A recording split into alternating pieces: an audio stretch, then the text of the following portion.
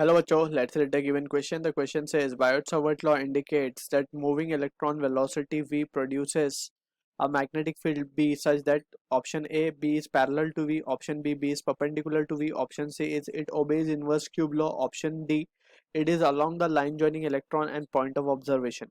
So about Biot-Savart law, we can say Biot-Savart law जो है it is used to calculate the value of magnetic field or the magnetic induction, and उसका जो relation है, that is the expression that has been given by the formula B equals to mu naught upon 4 pi ideal sin theta upon r square. This is the form, this is the magnitude form we have written of Biot-Savart law.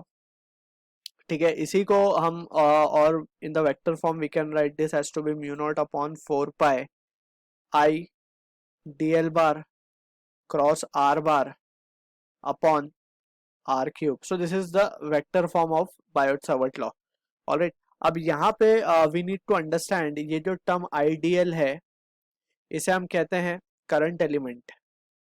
current element it has some significance. इसको current element कहते हैं और इसी को हम क्या लिख सकते हैं, इसको it can also be written as Q into V, क्योंकि हम जानते हैं कि I को हम लिख सकते हैं rate of change of current, rate of flow of charge, basically Q by T हम लिख सकते हैं I को Q by T into D L. So D L upon T को हम लिख सकते हैं velocity. So from that we can remember the expression as Q into V. इसे हम कहते हैं करंट एलिमेंट, राइट.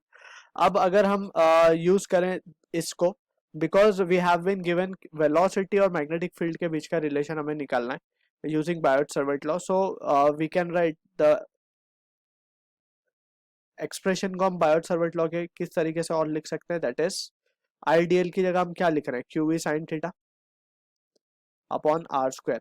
अब इस एक्सप्रेशन में अगर हम ध्यान से देखें, so B is coming in inverse relation with the distance square, so it obeys inverse square law not cube law. so ये ऑप्शन को हम straight away discard कर सकते हैं. alright, और अगर हम बात करें इसके वेक्टर फॉर्म की, सो अगर हम वेक्टर फॉर्म देखें, so we can write b bar equals to mu naught upon 4 pi q v bar cross b bar r bar sorry upon ये हो जाएगा r क्यूब. यहाँ पे अगर हम ध्यान से देखें तो वी आर को हम क्या लिख सकते हैं, वी आर साइन थीटा और आर आर कैंसिल होकर हमें यही एक्सप्रेशन आ जाएगा वापस से. ठीक है, सो this is the vector form. अब यहाँ पे हम देख सकते हैं कि अगर हमें बी बार का डायरेक्शन चाहिए, सो बी बार का डायरेक्शन हमें कैसे मिलेगा, we need to do V bar cross R bar. So this is the vector product. ये कैसा प्रोडक्ट है, वेक्टर प्रोडक्ट है, वेक्टर प्रोडक्ट. ठीक है, या क्रॉस प्रोडक्ट भी हम इसे कह सकते हैं. सो वेक्टर प्रोडक्ट में बेसिकली वी नो के अगर हम करें A bar cross B bar, so A bar cross B bar को हम क्या लिख सकते हैं, A B sine theta, right, where theta is the angle between A and B. Similarly यहाँ पे हम इसको क्या लिख सकते हैं, वी आर साइन थीटा.